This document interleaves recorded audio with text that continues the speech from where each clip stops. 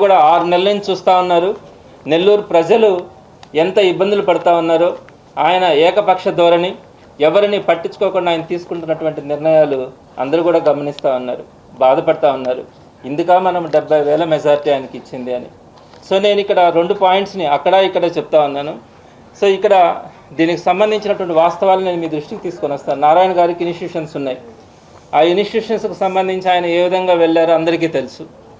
So ఎన్నో ఇన్స్టిట్యూషన్స్ని ఇబ్బంది పెట్టడం కానీ, చాలామందిని ఏ విధంగా ఇబ్బంది పెట్టారో కొంతమందికి కూడా తెలుసు.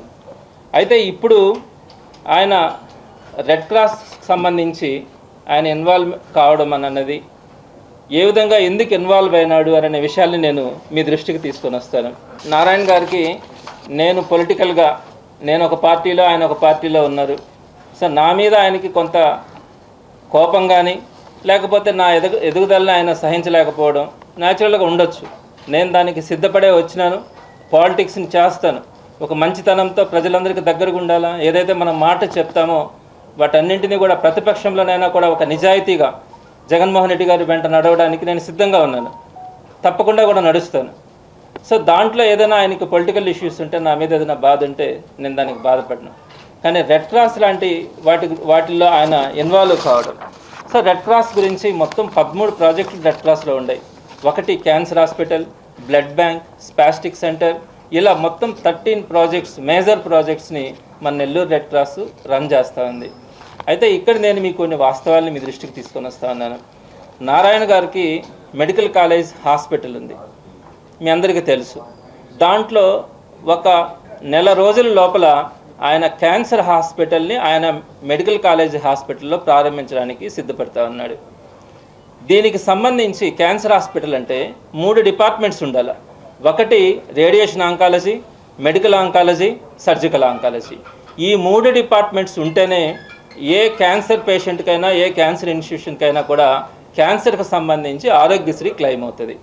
అయితే ఆయన క్యాన్సర్ ఇన్స్టిట్యూషన్ని ప్రారంభించేటప్పుడు రేడియేషన్ ఆంకాలజీని ప్రారంభించడం ఆయనకి సాధ్యం కాదు. ఇప్పుడల్లా 1 year పడుతుంది.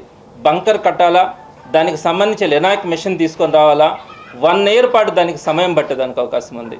ఆయన మెడికల్ ఆంకాలజీ, సర్జికల్ ఆంకాలజీ ఈ రెండింటినీ ప్రారంభించాలని, రేడియేషన్ ఆంకాలజీకి సంబంధించి ఆయన ఇప్పుడు బంకర్ని కట్టే పరిస్థితిలో 1 year దాకా లేడు. కాబట్టి నాకు ఒక నెల రోజుల క్రితం, నేను వాస్తవాలు చెప్తా ఉన్నాను, ఒక నెల రోజుల క్రితం నాకు వాళ్ళ ప్రిన్సిపల్ ఫోన్ చేసి, సార్ మేము ఇట్లా క్యాన్సర్ ఇన్స్టిట్యూషన్ పెట్టాలనుకుంటున్నాము, మేము రేడియేషన్ ఆంకాలజీని స్టార్ట్ చేయడం సాధ్యం కాదు, కాబట్టి ఆరోగ్యశ్రీ రావడం ఇబ్బంది అవుతుంది, మీ క్యాన్సర్ హాస్పిటల్తో మాకు MOU కావాలా అని అడిగారు. అంటే మేము రేడియేషన్ ఆంకాలజీకి సంబంధించి ఆ నారాయణ కాలేజీ వాళ్ళతో మేము ఒక MOUని ఇవ్వాలా అని నేను మా వాళ్ళతో మాట్లాడతానని చెప్పాను. మా వాళ్ళందరూ కూడా ఒకటే చెప్పారు, నారాయణ వాళ్ళ చేతిలోకి కనుక పోతే వాళ్ళు PROని పెట్టుకొని హాస్పిటల్ని ఇబ్బంది పెట్టి హాస్పిటల్ లేకుండా చేసేదానికి కూడా అవకాశం ఉంటుందేనని. వాస్తవం నాకు తెలుసు ఆ ఇష్యూ. సో నేను రెస్పాండ్ కాలేదు వాళ్ళకి. ఆ తర్వాత వాళ్ళు ఏం చేశారంటే, నేరుగా క్యాన్సర్ హాస్పిటల్లో ఉన్నటువంటి మెడికల్ సూపరింటెండెంట్కి, CMOని వాళ్ళిద్దరినీ కలిసి MOU కావాలని చెప్పి వాళ్ళని అడగడం జరిగింది. వాళ్ళు చెప్పిన ఆన్సర్ ఏంటంటే, మేనేజింగ్ కమిటీ ఏదైతే డెసిషన్ తీసుకుంటుందో మేము దాన్ని ఫాలో అవుతామే కానీ మేము తీసుకోలేమని చెప్పారు. ఆ వెంటనే వాళ్ళకి అర్థమైంది, ఈ పరిస్థితుల్లో వాళ్ళు క్యాన్సర్ ఇన్స్టిట్యూషన్ నుంచి MOU తీసుకోవడం సాధ్యం కాదు అని అనేది వాళ్ళకి అర్థమైంది. వెంటనే వాళ్ళ OSD, ఆయన పేరు నాకు తెలుసు కానీ నేను చెప్పడానికి ఇష్టపడట్లేదు, మా మేనేజింగ్ కమిటీ మెంబర్స్లో ఫోన్ చేసి, మీ చైర్మన్ని తొలగించడానికి స్కోప్ ఉందా, నారాయణ గారు కనుక్కోమన్నారు, ఏ విధంగా మీ చైర్మన్ని తొలగించవచ్చు అని అడిగారు. ఆయన చెప్పారు, ఇది ఎలక్టెడ్ బాడీ, దీని నుంచి మనం తొలగించడం సాధ్యం కాదని మా మెంబర్స్ కొంతమంది ఆయనకు చెప్పారు. అయితే మొత్తం మేనేజింగ్ కమిటీని డిజాల్వ్ చేసే అవకాశం ఉందా అని అడిగితే, అది కూడా ఎలక్టెడ్ బాడీ కాబట్టి మీకు సాధ్యం కాదని ఆయనకు చెప్పారు. ఆయన తిరిగి ఆయన నారాయణ గారికి చెప్పినారని చెప్పి నాకు విషయం కూడా చెప్పారు. అంటే అలా సాధ్యం కాదంటానని. ఆ వెంటనే మా మెంబర్స్ని పిలిపించి వాళ్ళందరినీ కూడా బెదిరింపు ధోరణితో, మీరు చైర్మన్ని, నేను చెప్పేటన్ని వాస్తవాలు మీరు ఎంక్వైరీ చేసుకోవచ్చు, నేను మీతో పాటు ఉండేవాడిని, మీతో పాటు నడిచేవాడిని, ఎప్పుడు కూడా ఏ ఒక్క విషయంలో కూడా నేను చిన్న మాట కూడా నేను తప్పు చెప్పట్లేదు. అందరినీ పిలిచి కూడా బెదిరిస్తూ వాళ్ళని, మీ చైర్మన్ని కనుక మీరు తీసేయకపోతే మొత్తం ఎంక్వైరీ చేయించి మొత్తం మేనేజింగ్ కమిటీనే రద్దు చేయించే పరిస్థితి తీసుకొని వస్తాం. ప్రభుత్వం మా దగ్గర ఉంది, అధికారం ఉంది, అది తెలుసుకొని మీరు ఏదో ఒకటి ఆలోచించుకోండి అని చెప్పారు. వాళ్ళు నా దగ్గరకు వచ్చారు. వాస్తవం నేను చెప్తా ఉన్నాను, వాళ్ళ నా దగ్గరకు వచ్చినప్పుడు మేనేజింగ్ కమిటీ మెంబర్స్ అందరికీ కూడా తెలుసు, నేను 3 నెలల నుంచి నేను రిజైన్ చేస్తాను, నేను నెల్లూరు సిటీ కాన్స్టిట్యున్సీ మీద నేను కాన్సన్ట్రేట్ చేయాలి, ప్రజలందరికీ అందుబాటులో ఉండాలి, ఫుల్ టైం నేను వాళ్ళతో పాటు నడవాలి, కాబట్టి నేను ఉండలేనని చెప్తే వాళ్ళు నాకు చెప్పినటువంటి సమాధానం ఏంటంటే, కొద్ది రోజులు ఉండండి, ప్రాజెక్ట్స్ అన్నీ రన్ అవుతూ ఉన్నాయి. అంటే ఇప్పుడు కన్స్ట్రక్షన్ చేస్తూ ఉన్నాం, తలసేమియా ప్రాజెక్టుని 20 బెడ్ హాస్పిటల్ని డొనేషన్స్ అవి తీసుకొచ్చి కన్స్ట్రక్ట్ చేస్తూ ఉన్నాం, బ్లడ్ బ్యాంక్ని రెనోవేట్ చేస్తూ ఉన్నాం, స్పాస్టిక్ సెంటర్కి సంబంధించి ప్లే గ్రౌండ్స్ కానీ అవన్నీ కన్స్ట్రక్ట్ చేస్తూ ఉన్నాం. ఒక 20 days దాకా ఆ వర్క్స్ అన్నీ కూడా పడతాయి. చాలామంది దానికి సంబంధించినటువంటి డొనేషన్స్ కూడా ఇచ్చారు. సో ఇవన్నీ జరుగుతూ ఉన్నాయి. కొంతకాలం వెయిట్ చేయమని చెప్పారు. ఏం తెలిస్తే మాట్లాడతారండి వీళ్ళంతా. రెడ్ క్రాస్ గురించి వీళ్ళకి ఏం తెలుసు? కనీసం 7 ఫండమెంటల్ ప్రిన్సిపల్స్ గురించి తెలుసా? రెడ్ క్రాస్ యాక్టివిటీస్లో ఎలా ఉండాలో తెలుసా? ఎవరు ఉండాలో తెలుసా? వీళ్ళు మాట్లాడతారండి ప్రతిసారి రెడ్ క్రాస్ గురించి, దీని గురించి మాట్లాడడం వీళ్ళ స్వార్థ ప్రయోజనాల కోసం. వీళ్ళు ఇన్స్టిట్యూషన్స్ గురించి వచ్చేటప్పటికి చాలా చేశారు, చాలామందిని ఇబ్బంది పెట్టారు, భరించారు. అధికారం ఉందనో డబ్బులు ఉన్నాయనో మీరు చేస్తే ఈరోజు రెడ్ క్రాస్ 10 మంది పేదలకు సాయం చేస్తూ ఉంది. 10 మంది పేదలకి ఇది అక్కడ బ్లడ్ బ్యాంక్ కానీ ప్రతి ఒక్కటి కూడా, అక్కడ ఉన్నటువంటి ప్రతి ప్రాజెక్టు కూడా పేదలకు అండగా నిలబడి సర్వీస్ చేస్తూ ఉంది.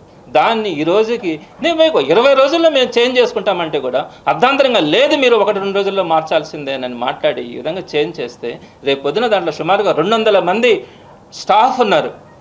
సుమారుగా రోజు కూడా అక్కడికి బ్లడ్ బ్యాంక్కి కానీ, క్యాన్సర్ హాస్పిటల్కి కానీ, స్పాస్టిక్ సెంటర్కి కానీ, జనరిక్ మెడికల్ కానీ, వ్యాక్సినేషన్ క్లినిక్కి కానీ కొన్ని 100 మంది వస్తూ ఉన్నారు. వారందరి పరిస్థితి ఏంటి ఆలోచించారా? ఏ రోజైనా మీరు తెలుసుకున్నారా? మీ ఇన్స్టిట్యూషన్కి ఒక చిన్న ఇబ్బంది వస్తే మీరు ఎంత గిలగిల్లాడతారు.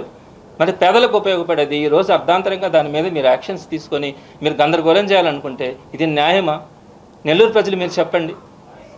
మీ అందరికీ తెలుసు కదా ఎంత సర్వీస్ చేసిందో నెల్లూరు రెడ్ క్రాస్. అంత అర్జెన్సీ ఏముంది? ఎందుకు ఈ విధంగా చేయాలనుకుంటున్నారు? అయినా నేనేం ఉండాలని నేనేం కోరుకోవట్లేదు. నేను ఏ పని చేసినా పర్ఫెక్ట్గానే చేయాలనుకుంటాను. కాలేజ్ చూశాను, తర్వాత రెడ్ క్రాస్ చూశాను, తర్వాత టీచర్ ఎమ్మెల్సీగా చేస్తూ ఉన్నాను.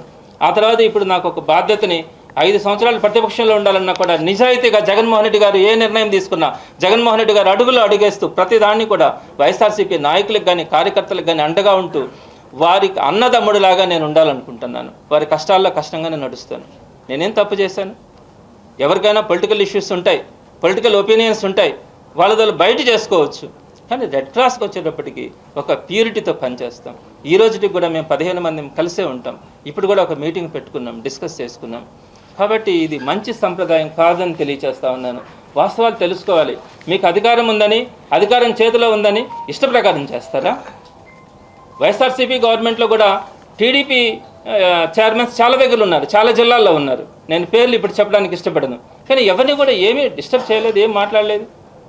సరే ఇక్కడ కూడా చేశారు, దానికి కూడా కాదనట్లేదు. పెట్టుకోండి, మీ ఇష్టం వచ్చినట్లు పెట్టుకోండి, ప్రజలే న్యాయం చెప్తారు. కానీ ఒక 15 రోజులు 20 రోజుల్లో రాజీనామా చేస్తామని అంటే కూడా నేను సిటీ ప్రజలకు అందుబాటులో ఉండాలని ఈ విధంగా చేయడం అన్నది ధర్మం కాదు, న్యాయం కాదు, ఇది మంచి సంప్రదాయం కాదు అని నేను నారాయణ గారికి చెప్తా ఉన్నాను. నేను నారాయణ గారికి ఒకటే చెప్తా ఉన్నాను, నేను ఈరోజు రాజీనామా చేస్తున్నాను చైర్మన్గా. నేనైతే మీకు భయపడి మాత్రం కాదు, రెడ్ క్రాస్ని రోడ్లో పెట్టడానికి కానీ, రెడ్ క్రాస్ గురించి ప్రతి ఒక్కరు చిలవల పొలవలుగా మాట్లాడడానికి కానీ, రెడ్ క్రాస్ని ఏలెత్తి చూపించడానికి కానీ ఏ ఒక్కరికి అవకాశం ఉండకూడదు.